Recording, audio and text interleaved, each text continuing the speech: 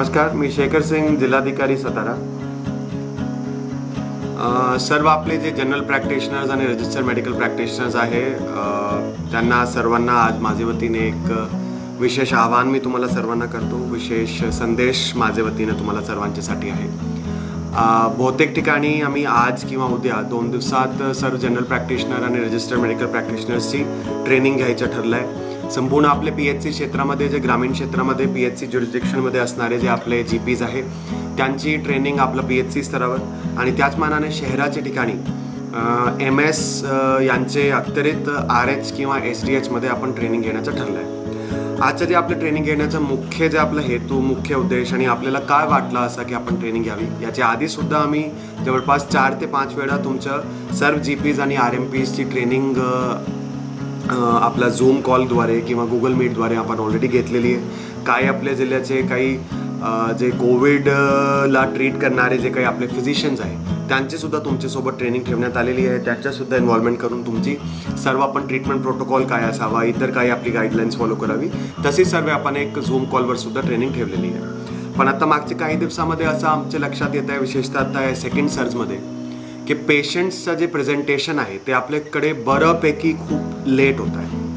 पेशंट्सचं जे early identification झालं पाहिजे तो अर्ली आयडेंटिफिकेशन होत नाही. आता त्याच्यामध्ये वेगवेगळे आपण पाऊल उचलून घेऊ शकतो. पहिला एक पाऊल आहे की ग्रामदक्षता समितीला आणखी सजग करायचं, त्यांना आणखी प्रवृत्त करायचं आणि त्यांच्या मार्फत गावामध्ये अर्ली आयडेंटिफिकेशनचे साईन असणारे जे काही आपले पेशंट्स आहेत ते आपली आरोग्य यंत्रणा, सरपंच, तलाठी, ग्रामसेवक सर्वांच्या समन्वयाने म्हणजे विशेषतः ग्रामदक्षता समितीचं टोटल एक टीम वर्क म्हणून लोकांना जे सिम्पटम असणारे त्यांना बाहेर काढायचं, त्यांची टेस्टिंग करायची आणि नंतर त्याच्यावर ट्रीटमेंट करायचं. दुसरा एक याचा जे पाऊल आहे, दुसरा जे एक याचा संपूर्ण स्ट्रॅटेजीचा धुवा होऊ शकतो तो आहे आपला जनरल प्रॅक्टिशनर्स आणि रजिस्टर्ड मेडिकल प्रॅक्टिशनर्सचे मार्फतची कारवाई.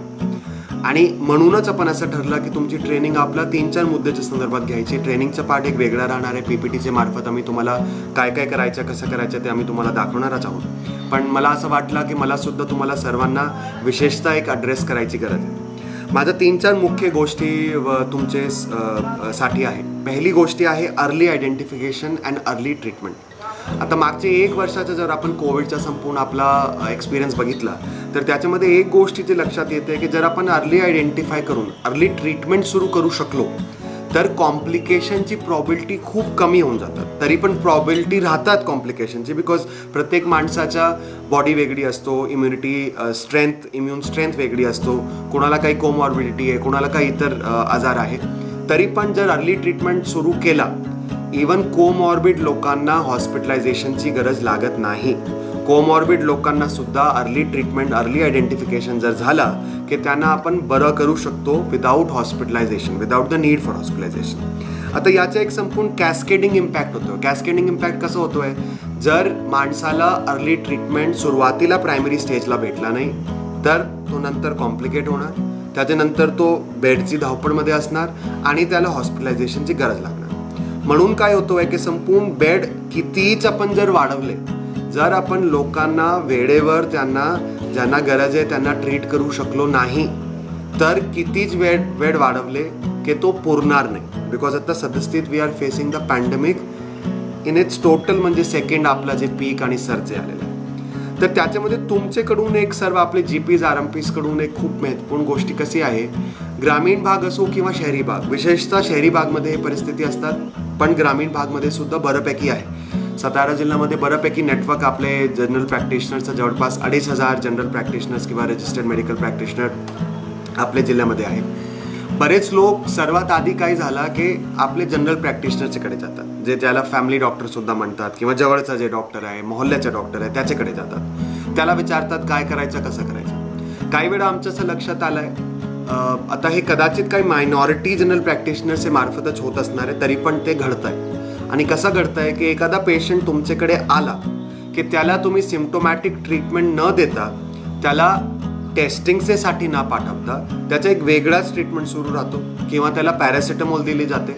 फिवर 2-3 दिवसात थोडा कमी येतो, पण आपला जे रूट कॉज आहे, फिवर फक्त एक तुमचं लक्षण आहे. फिवर काय आपला रूट कॉज नाही आहे. रूट कॉज जर असू शकतात तर तो इन्फेक्शन असू शकतात कोविडचा. तर रूट कॉजवर जर आपण हिट केला नाही तर तो फीवर 2-3 दिवसाच्या नंतर फीवर त्याचा थोडा कमी होईल 2-3 दिवसात, पण लगेच तो नंतर हायपॉक्सिक होईल किंवा लगेच त्याचं सॅच्युरेशन कमी होईल, तो डिसॅच्युरेट होईल आणि पुढचा त्याची कॉम्प्लिकेशन वाढत जाणार. म्हणून तुम्हाला सर्वांना आज माझी विनंती आहे, सक्त सूचना सुद्धा आहे. एक तर आजच्या घडीला पॅन्डेमिक सर्व ठिकाणी आहे, संपूर्ण बऱ्यापैकी जिल्ह्यामध्ये स्प्रेड आहे, बरेच गावामध्ये, आपला मॅक्सिमम गावामध्ये स्प्रेड आहे. तो गृहीत धरून कोणताच काही तुमच्याकडे सिम्पटम आला की त्याला संशयाची नजरेत तो कोविडचा पेशंट होऊ शकतोय, म्हणूनच तुम्हाला त्याचा ट्रीटमेंट सुरू केला पाहिजे, सिम्प्टोमॅटिकली ट्रीटमेंट सुरू केलं पाहिजे. एक तर सर्वात आधी त्याची टेस्टिंग करून घेतली पाहिजे. कोणी सिम्प्टोमॅटिक जर असेल तर सर्वात आधी त्याला रॅट टेस्टिंगसाठी प्रवृत्त केलं पाहिजे. रॅट टेस्टिंगमध्ये जर सिम्प्टोमॅटिक आहे, नेगेटिव्ह आला की लगेच RT-PCR साठी सुद्धा प्रवृत्त केलं पाहिजे. सद्यस्थितीत रॅट आपले जवळपास 40 प्रायव्हेट सेंटर, आपली 72 PHC, आपले 17 RHSDH आणि डिस्ट्रिक्ट हॉस्पिटल आणि बरेच ठिकाणी नगर परिषदेच्या मार्फत सुद्धा त्यांनी त्यांचे सेंटर UPHC वगैरेमध्ये उघडलेले. तर आज खूप मोठ्या प्रमाणात आपल्याकडे रॅटची टेस्टिंगची कॅपॅसिटी आहे. कोणी जर सिम्प्टोमॅटिक आहे पेशंट तर त्याला ऑन प्रायोरिटी रॅट टेस्टिंग करून घ्या.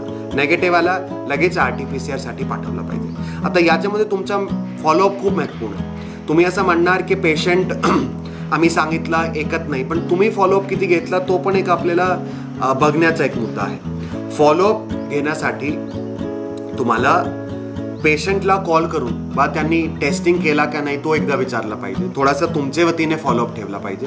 आपण आज जिल्ह्याचा आपला संपूर्ण विचार केला तर जवळपास 13,500 आपल्याकडे ॲक्टिव्ह केसेस आहेत. 13,500 आपण जर 2,500 GPsमध्ये डिवाईड केलं तर हार्डली काही 6 ते 7 केसेस प्रत्येक GPला येतात. कदाचित शहराच्या ठिकाणी किंवा मोठ्या गावाच्या ठिकाणी एक GPच्याकडे जास्त केसेस सुद्धा असू शकतात. तसा ॲव्हरेज आपल्याला सांगता येत नाही, तरी पण ॲव्हरेज आपले फक्त 5 ते 6 केसेस आहे. तर जर तुम्ही टेस्टिंगचा फॉलोअप करून ठेवला की आपण इन्शोर करू शकतो की तो माणसाला त्यांनी टेस्टिंग करून घ्यावी, जेणेकरून नाहीतर काय होतंय की तुमच्याकडून तो दवाई घेणार आणि इकडे तिकडे तो फिरणार आहे. टेस्टिंगमध्ये जर एकदा समजा त्याला खूप हॉस्पिटलायझेशनची सुद्धा गरज नाही, पण त्याला जर टेस्टिंगमध्ये तो पॉझिटिव्ह आला असेल सिम्प्टोमॅटिक असून तर त्याला कदाचित घरामध्ये थांबवण्याची पर्सेंटेज थोडी वाढणार आहे. नाहीतर विदाऊट टेस्टिंग तर तो इकडे तिकडे संपूर्ण गावाभरामध्ये फिरत राहणार आहे. आता यांच्या आयडेंटिफिकेशनसाठी एक जे खूप महत्त्वपूर्ण गोष्टी आहे ती आहे, मागच्या वर्षी तुम्हाला आठवत असेल आम्ही एक गुगल फॉर्मचा लिंक तुम्हाला सर्वांना सर्क्युलेट केला होता, तर आम्ही आज परत तुम्हाला सर्वांना सर्क्युलेट करतोय. स्ट्रिक्टली माझ्या वतीने तुम्हाला त्या गुगल फॉर्मवर तुमच्याकडे जे काही पेशंट येत आहे ज्याला तुम्हाला कोरोना सदृश्य लक्षण दिसले आणि तुम्ही त्याला टेस्टिंगसाठी प्रवृत्त करून काउन्सिल करून टेस्टिंगसाठी पाठवलं, त्याची इन्फॉर्मेशन आमच्याकडे त्या गुगल फॉर्ममध्ये आली पाहिजे. याचे पुढे ज्या RMP आणि GPsकडून मला इन्फॉर्मेशन येणार नाही किंवा शून्य इन्फॉर्मेशन येणार त्यांना आपण आमचे कॉल सेंटरच्या मार्फत कॉल करून विचारणार सुद्धा आहे. आणि कदाचित जर आपल्याकडे काही प्रोग्रेस दिसली नाही, कदाचित काही GPsवर मला नाईलाज ॲक्शन सुद्धा घ्यावं लागेल. सद्यस्थित पॅन्डेमिक आहे, आपली काही वेळ ॲक्शन घ्यायची वगैरे सुद्धा नाही आहे, पण काही वेळा स्ट्रिक्ट सुद्धा वागण्याची गरज असते आणि या गोष्टीमध्ये 100% मी स्ट्रिक्ट वागणार आहे. आत्ताच तुम्हाला सर्वांना स्पष्टपणे मी सांगून देतो. तर म्हणून ती वेळ येणार नाही, मला 100% तुमच्याकडून अपेक्षित आहे. तर तुमच्याकडून जे अपेक्षित आहे की गुगल फॉर्ममध्ये डेली जे तुमच्याकडे पेशंट येतात ज्यांना कोरोना सदृश्य लक्षण आहे त्याची माहिती आम्हाला भेटली पाहिजे, त्यांचे संपूर्ण डिटेलच्या सोबत. तर तुमच्याकडे येणार आहे प्रत्येक पेशंटची डिटेल तुमच्याकडे ठेवा. शक्यतो लोक काय करतात, आपला ॲड्रेस नीट देत नाही. आम्हाला टेस्टिंगसाठी देताना सुद्धा कोरेगावचा असेल, खटावचा असेल, फलटणचा असेल ते ॲड्रेस ताराच देतात किंवा कराड देतात. नंतर आपण त्यांना ट्रॅक करायला खूप अडचणी होतो. तर म्हणून त्यांचा एखादा आय कार्ड्स बघून जर तुम्ही ॲड्रेस नोट करून घेतला किंवा त्यांचा मोबाईल नीटपणाने घेतला तर आपल्याला त्यांना नंतर कॉन्टॅक्ट करता येणार.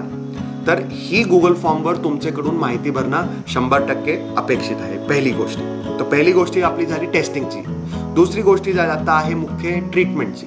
आता तुम्हाला एखादा पेशंट दिसला ज्याला तुम्हाला आता सिम्प्टोमॅटिकली तो दिसतोय की कदाचित तो कोविड सदृश्य त्याला लक्षण आहे आणि तो माइल्ड पेशंट म्हणून आहे, तर त्याच्या ट्रीटमेंट सिम्प्टोमॅटिकली सुरू करायला हरकत नाही. रॅट टेस्ट मी म्हणतोय तर एक तर रॅट टेस्ट करून घ्या. लगेच ते रॅट टेस्टमध्ये पॉझिटिव्ह आला की माइल्ड पेशंट जर तो असेल तर त्याच्या माइल्ड पेशंटचं जे ट्रीटमेंट प्रोटोकॉल आहे काल पण मी तुमचे सर्वांचे GPsच्या ग्रुपवर सर्क्युलेट केलेला आहे. स्टेट टास्क फोर्सनी 2 ॲडवायझरी काढली, एक 3 पानाची ॲडवायझरी आहे आणि एक 30 ते 35 पानाचा आपला ट्रीटमेंट प्रोटोकॉल आहे. कृपया करून सर्व GPsनी ते दोन्ही ॲडवायझरी आणि ट्रीटमेंट प्रोटोकॉलला 100% बघून घ्यावा. पेशंटला जे माइल्ड पेशंट आहे किंवा अर्ली स्टेजेसमध्ये आहे त्यांना तुम्ही जे ट्रीटमेंट प्रोटोकॉलप्रमाणे ट्रीटमेंट द्यायला कुणाचीच तुम्हाला परवानगीची गरज नाही. सुरुवातीला तुम्हाला आठवत असेल कदाचित एप्रिल मध्ये आम्ही असं केलं होतं की जे आपले डेडिकेटेड सेंटर्स आहे त्याच ठिकाणी आपण त्यांना ट्रीट करणार होतो. आता पण तसाच आहे. IPD पेशंट जर असेल तर त्यांना आपल्याला डेडिकेटेड कोविड हेल्थकेअर सेंटर किंवा डेडिकेटेड कोविड हॉस्पिटलमध्येच ट्रीट करायचं आहे किंवा CCCमध्ये ट्रीट करायचं आहे. पण जर तो आपला हॉस्पिटलाइज पेशंट नसेल, IPD पेशंट नसेल, OPD स्तरावर सर्व GPs कडून त्यांना व्यवस्थित मार्गदर्शन, व्यवस्थित ट्रीटमेंट प्रोटोकॉल आणि जे प्रोटोकॉलप्रमाणे त्यांना अर्ली ट्रीटमेंट भेटणं अगदी गरजेचा आहे. नाहीतर आपल्याकडे जे मॉर्टिलिटीमध्ये आता जे वाढ झालेला आहे त्याला आम्ही थांबवू शकणार नाही.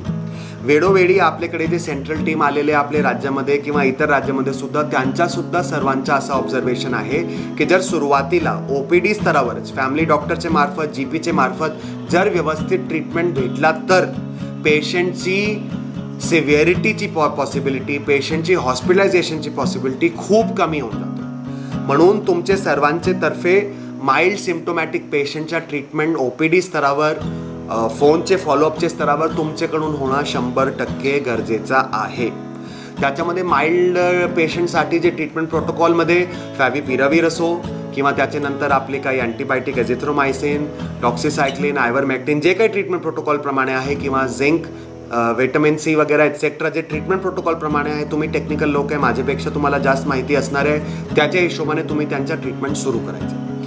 त्याच्यानंतर 4 आपले पॅरामीटर आपल्याला मॉनिटर करायला प्रत्येक पेशंटला सांगितलं पाहिजे. त्याची पल्स रेट किती आहे, त्याच्या टेम्परेचर किती आहे आणि त्याचा SpO2 किती आहे. आता हे गोष्टी जनरली आपण मेजर करतो. एक जे गोष्टी आपण काही वेळा विसरतो तो आहे रेस्पिरेटरी रेट. रेस्पिरेटरी रेट जर 20पेक्षा जास्त गेला तर थोडासा सतर्कताची आपली घंटी वाजली पाहिजे. तर पेशंटला रेस्पिरेटरी रेट कसा मेजर करायचा तो पण त्यांना समजून घ्यायची कदाचित गरज आहे. तुमच्याकडून काउन्सिलिंग व्हायची गरज आहे.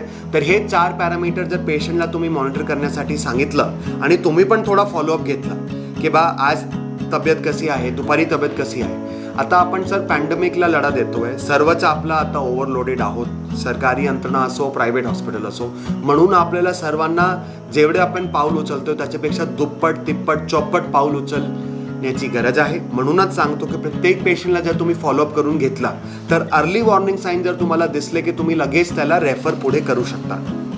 कोणतेच ठिकाणी विदाऊट परमिशन IPD स्तरावर तुम्हाला ट्रीटमेंट करता येणार नाही. जर पेशंट मॉडरेट किंवा सिव्हिअर कॅटेगरीचा असेल आणि त्याला हॉस्पिटलायझेशनची गरज असेल तर त्यावेळी त्या माणसाला डेडिकेटेड कोविड हॉस्पिटल किंवा डेडिकेटेड कोविड हेल्थ सेंटरला पाठवण्याची गरज राहणार आहे. याच्यामध्ये जे तुमच्याकडे पेशंट आहे, जे माइल्ड पेशंट आहे, जरी ते माइल्ड असले, जे कोमॉर्बिड आणि वयोवृद्ध आहे त्यांच्यावर विशेष लक्ष ठेवा, त्यांचे पॅरामीटर्सवर विशेष लक्ष ठेवा आणि त्यांना त्याच्या अनुषंगाने तुमचं ट्रीटमेंट करणं तुमच्याकडून अपेक्षित आहे. तर हे भाग आपला झाला अर्ली ट्रीटमेंटचा, अर्ली वॉर्निंग साईन्सचा. तुम्ही अर्ली वॉर्निंग साईन आयडेंटिफाय करून आता सिम्पटम पण जे आहे, सुरुवातीला सिम्पटम होते ताप येणे, गला दुखणे वगैरे. आता ब्रेथलेसनेस एक खूप मोठा सिम्पटम आहे. आजच आपल्या इंडियन एक्सप्रेसमध्ये आर्टिकल आला आहे ज्याच्यामध्ये सर्वात जास्त लोक आता ब्रेथलेसनेस येऊन हॉस्पिटलाइज होत आहेत. त्याच्या व्यतिरिक्त खोकला, खासी, आपला शिंकणे ते तर तुम्हाला माहीतच आहे, ऑलरेडी आहे. त्याच्या व्यतिरिक्त एक थकवा खूप एक असा एक इम्पॉर्टंट सिम्पटम झालेला आहे. तर तुम्हाला पेशंटला सुद्धा काउन्सिल करताना तुमच्या वतीने सांगताना असं सांगितलं पाहिजे, जर मी नॉर्मली बरं असतो पण एक दिवशी मला खूप असा थकवा जाणवतोय तर थोडासा सतर्क आपल्याला राहिलं पाहिजे की थकवा का जाणवतो. लगेच आपल्याला ते अर्ली वॉर्निंग साईन आयडेंटिफाय करून अर्ली ट्रीटमेंट आपला सुरू झालं पाहिजे, जेणेकरून लोक पुढची सिव्हिअरिटीमध्ये जाणार नाही. तुमचा हा एक स्टेप जर तुम्ही, ज्याला मी म्हणू शकतो फर्स्ट लाईन ऑफ डिफेन्स, जर तुम्ही फर्स्ट लाईन ऑफ डिफेन्सवर तुम्ही ऑलरेडी आपले कोविड वॉरियर्स आहात, तुम्ही ऑलरेडी आमच्यातर्फे सोल्जर म्हणून काम करतच आहात, पण त्याच्यामध्ये जर तुम्ही तिकडे ठामपणे फर्स्ट लाईन ऑफ डिफेन्सला जर तुम्ही ठामपणे उभं राहिले, ट्रीटमेंट प्रोटोकॉलप्रमाणे, अर्ली वॉर्निंग साईनच्या प्रमाणे, अर्ली ट्रीटमेंट प्रोटोकॉलच्या प्रमाणे जर तुम्ही त्यांना व्यवस्थित ट्रीटमेंट तिकडे दिला आणि विशेषतः पेशंटची काउन्सिलिंग केली, काय करावं काय करू नये. होम आयसोलेशनचा तुमच्या OPDच्या मोस्टली पेशंट असणार आहे, त्याला सांगणं गरजेचं आहे की घरामध्ये कसा थांबायचा आहे, केअरटेकरनी त्याची काय काळजी घ्यायची, घरामध्ये असताना सुद्धा मास्कचा वापर, इतर गोष्टी कसा करायचा, जेवणमध्ये काय काय घ्यायचं, सकस आहारमध्ये काय काय घ्यायचा, ती काउन्सिलिंग तुमच्याकडून करणं गरजेचं आहे. आणि ही जर तुम्ही फर्स्ट लाईन ऑफ डिफेन्स म्हणून जर तुमची जबाबदारी जबाबदारीने तुम्ही आज सांभाळताय त्याच्या दुप्पट तिप्पट चौपट जबाबदारीने चौपट त्याला एफर्ट टाकून जर तुम्ही घेतला तर आमचा जे पुढचं जे सेकंड आणि थर्ड लाईन ऑफ डिफेन्सेसमध्ये जे DCHC DCH आहे तिकडचं सुद्धा लोड कमी होऊ शकतो, हॉस्पिटलायझेशनचं प्रमाण कमी होऊ शकतो, सिव्हिअरिटीचं प्रमाण कमी होऊ शकतो आणि शेवटी मॉर्टिलिटी कमी करण्यामध्ये आम्ही सक्सेसफुल होऊ शकतो. पण जर ती फर्स्ट लाईन ऑफ डिफेन्सच आपली वीक राहिली तर पुढचं आपला कितीच आपण काम केलं त्याच्यामध्ये फार काही जास्त आपल्याला यश भेटण्यामध्ये आम्ही तेवढे सक्सेसफुल होणार नाही. फर्स्ट लाईन डिफेन्समध्ये फक्त GP आणि RMP तसा पण काही मुद्दा नाही. आमचे जे सब सेंटरला काम करणारे CHO, आमची आशा, आमची PHC ती पण संपूर्ण फर्स्ट लाईन ऑफ डिफेन्स आहे. तिकडून सुद्धा OPD स्तरावर आता ट्रीटमेंट पण सुरू आहे. हे सर्व जे मी तुम्हाला काय सांगितलं आपण सर्व आपले MOPHCला सुद्धा सांगितलं आहे, त्यांच्या वतीने सुद्धा कारवाई होत आहे. पण तुम्ही GP RMP म्हणून संपूर्ण आपल्या इकोसिस्टमचा खूप एक महत्त्वपूर्ण अंग आहात आणि तुम्ही पण आपला हे फर्स्ट लाईन ऑफ डिफेन्समध्ये जर कुठे आपल्याला चिंक दिसले की पुढचे जे आपले टप्पे त्यांच्यावर ताण वाढत राहील आणि कदाचित अशी वेळ येऊ नये की आपण बेड कितीच वाढवले की आपण पेशंटला संभाळणे के लिए आपण सक्सेसफुल होणार नाही. तर तसा होऊ नये म्हणून तुमचे मार्फत मी जे काय आज सर तुम्हाला जे उद्बोधन केलं आहे ते तुम्ही त्याला 100% पाडणार आहे. विशेषतः 4-5 गोष्टी परत रिपीट करतो. Early testing, first testing by RAT जर सिम्प्टोमॅटिक असेल, सिम्प्टोमॅटिक रॅट नेगेटिव्ह असेल तर RT-PCR साठी फॉलोअप. दुसरा, पेशंटच्या अर्ली टेस्टिंग करून जरी टेस्टिंगमध्ये वेळ लागत असेल आणि सिम्प्टोमॅटिकली तुम्हाला पेशंट वाटत असेल तर त्याचा अर्ली वॉर्निंग साईन गृहीत धरून अर्ली ट्रीटमेंट सुरू करणं. माइल्ड पेशंटला OPD स्तरावर करणं. पेशंटचा फॉलोअप आणि पेशंटची काउन्सिलिंग. जर पेशंट फॉलोअपमध्ये तुम्हाला असं वाटत असेल की थोडी त्याची तब्येत बिघडती आहे, त्याला थोडासा मीडियम किंवा तो मध्यम तीव्रता त्याच्यामध्ये येत आहे तर त्याला अर्ली रेफरलसुद्धा करणे. ही गोष्टी जर तुम्ही केला तर मी 100% कॉन्फिडेंटली सांगू शकतो की पुढचे जे आपले टप्पे ते आपण सांभाळून घेऊ शकतो. पण आपली फर्स्ट लाईन ऑफ डिफेन्समध्ये जर आपल्याला काही ब्रीच झाला तर पुढचा जे आपला टप्पे आहे त्याच्यामध्ये आपल्याला 100% अडचणीचे ठरणार आहे. तर तुम्ही खूप 1 वर्षापासून आम्हाला पण मदत करतात, लोकांना सुद्धा मदत करतात, लोकांना सुद्धा मेडिकल सर्व्हिसेस देतात. एवढा सर्व इन्फेक्शन आणि इतर गोष्टींचा धोका असून सुद्धा तरी पण माझी तुम्हाला सर्वांना विनंती आहे, सर्वांना सूचना आहे की आपण एक टीम म्हणून जर मिळून एक काम केला आणि एक व्यवस्थित स्ट्रक्चर्ड रीतीने जर काम केला तर जेवढे रिझल्ट आज आपल्याला भेटतात त्याच्यापेक्षा जास्त चांगले रिझल्ट उद्या आम्हाला भेटू शकतात. सो वन्स अगेन तुम्ही ट्रेनिंग खूप चांगल्या रीतीने घेणार अशी माझी तुमच्या सर्वांच्याकडून अपेक्षा आहे. इंटरॅक्टिव्ह ट्रेनिंग असू द्या, काही डाऊट्स असेल तर ते सुद्धा रेस करायला हरकत नाही. तुम्ही MOPHCकडे डाऊट जर तुमचे नोंदवले आणि त्याच्यामधले काही मेजर काही डाऊट असेल तर आम्ही सुद्धा आमच्यातर्फे कदाचित त्यांना सॉल्व्ह करण्याचा प्रयत्न करणार आहे. नाहीतर तुमच्या असोसिएशनची माझी कालच बैठक झालेली आहे. नीमा आणि GP असोसिएशन दोघांची काल आपली बैठक झाली आहे. त्यांच्या मार्फत सुद्धा काही मुख्य तुमची अडचणी असली की ते पण तुम्ही आम्हाला सांगून आम्ही त्याच्यावर मार्ग काढण्याचा प्रयत्न करणार आहोत. पण आज मी जे काही उद्बोधन केलेलं आहे त्याच्यामध्ये फर्स्ट लाईन ऑफ डिफेन्समध्ये तुम्ही आमची फर्स्ट लाईन ऑफ डिफेन्स जसा आपला सरहदला बॉर्डरला फर्स्ट लाईन ऑफ डिफेन्स BSFची असतो, ITBPची असतो, त्याच्यानंतरच आपली इंडियन आर्मी येत आहे. तर तुमचा रोल BSF ITBPच्या जवानांसारखा आहे आणि ते रोल तुम्ही 100% पार पाडणार अशी मला अपेक्षा आहे. धन्यवाद.